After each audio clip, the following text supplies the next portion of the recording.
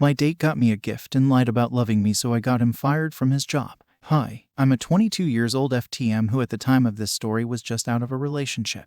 I started seeing this guy, 24 male, who we will call Frank for the story. We went to a bar and we clicked very well. He would then hang out at my place almost 3 times a week where things were amazing. About a month into our relationship, we were thinking about getting serious. Frank constantly love-bombed me, messaged me every day about how much he loved me, and etc. He even came over one day with a gift for me that was in a unique design glittery gift bag that had crystals, a hoodie, little necklaces, charms, and baked goods from a store in the mall. We officially started dating and it was great for a week. Frank sent me a long text message saying, "Oh, I love you so much," and how he would love me forever. Going to bed, I thought nothing of it, just happy someone loved me and expressed it.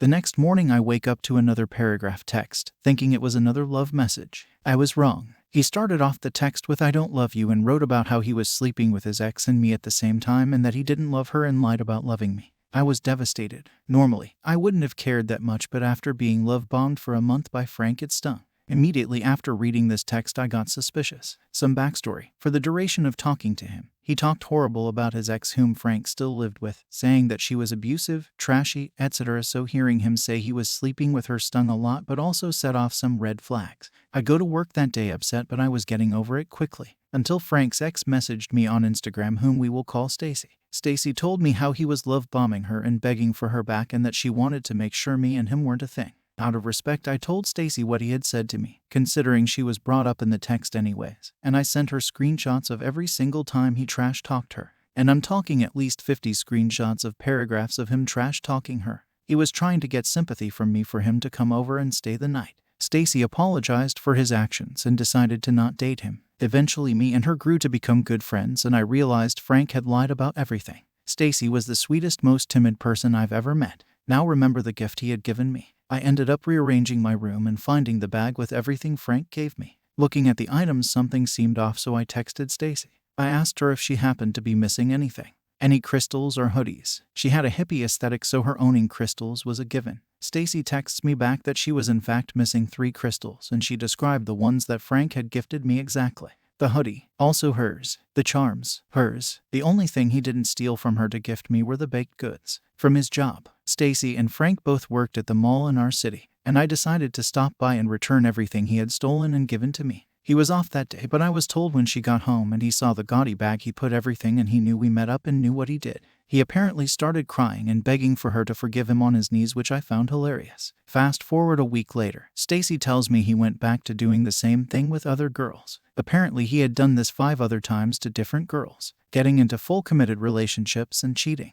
Angry, I remembered something Frank had told me about how he would steal baked goods to bring home, and that if his boss found out he'd be pissed. So I naturally called the store he worked at, told him everything he was doing at work, along with his cheating and 2-timing, and all other secrets he told me about what he'd do at work that could get him fired. Since then I never see him at the bakery, and when I ask about him they pretend he never existed. Even my new best friend Stacy said he moved out since he couldn't afford rent. So where he is now is a mystery. Update. Hi everyone. Thanks for the comments. I didn't think this would get people's attention. I wanted to answer some questions, as I've realized commenting on every comment isn't super productive or good for my health. Where is he now? Last I heard he was moving back in with his mom. So anyone concerned with me ruining his life, he's fine. Even if he decided to not move in with his parents, I'm sure he would have used pity points to move into another girl's house. I was more focused on him no longer mooching off Stacy, as he wasn't contributing, using her car, and especially using said car to drive his multiple dates around to bars. Are you and Stacy going to get together? I laughed reading a few of your joke comments about us getting together. Honestly, I don't see it happening.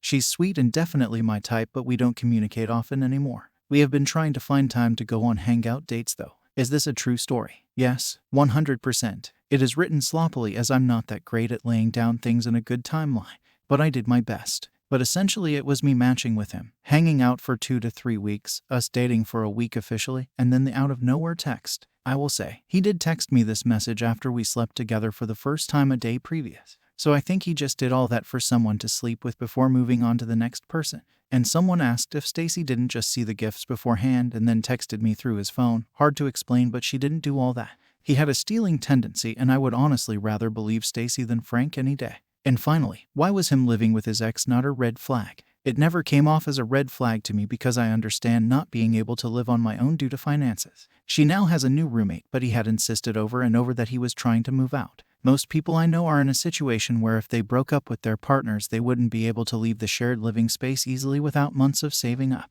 I acknowledged his claims to be trying to move, but I never thought he would be sleeping with the person he was accusing of harassing him while we were together.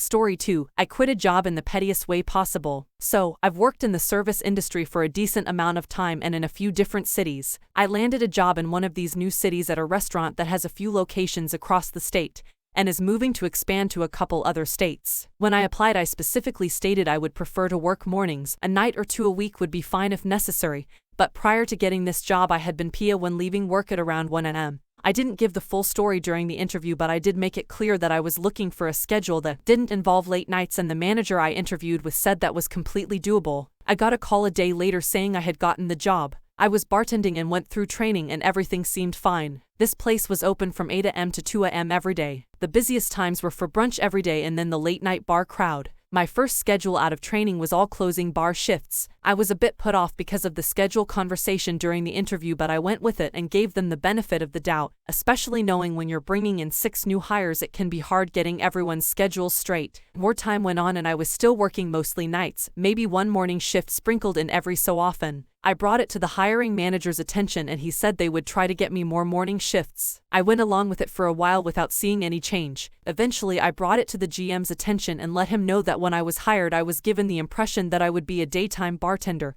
and I had been stuck working shifts where leaving at 3 a.m. was getting out of there quickly. He gave me a little bit of an attitude and told me that all employees were required to work any shifts assigned to them. Obviously I knew that, but it was incredibly irritating that I was told one thing before I actually accepted the job and now I'm working the opposite schedule. The GM was an unbearable human, incredibly sexist, thought he was always the smartest and best-looking person in the room and so on. He was constantly belittling the employees in the guise of training. Fast forward to a couple weeks after my conversation with him. I had finally been scheduled a brunch shift on a Saturday morning. This place didn't take reservations and people are lining up outside of the door at 7:30 in the morning. I was bartending with 2 other people behind a pretty small bar. It maybe sat 15 people but in a circle, so not a lot of room for 3 people to be back there. We open and it's incredibly busy but everything is running smoothly. A couple hours into the shift one of the hoses from the dish machine gets loose and just starts spraying water all over that side of the bar. I, of course, was the one on that side and it completely drenched me before we could grab the hose and shut the dish machine off. My face and hair were soaking, but the real humiliation came from the fact that the uniform shirt I was wearing that morning was white. I immediately headed to the bathroom to dry my face and one of the servers followed me in to make sure I was okay. You could obviously see everything through the shirt, and after I had composed myself I went to the GM to get a new shirt to get back to work. He told me he didn't have the time to get the keys and go through the bins to get one. I was shocked. It took me a minute, but I got back behind the bar and was incredibly upset,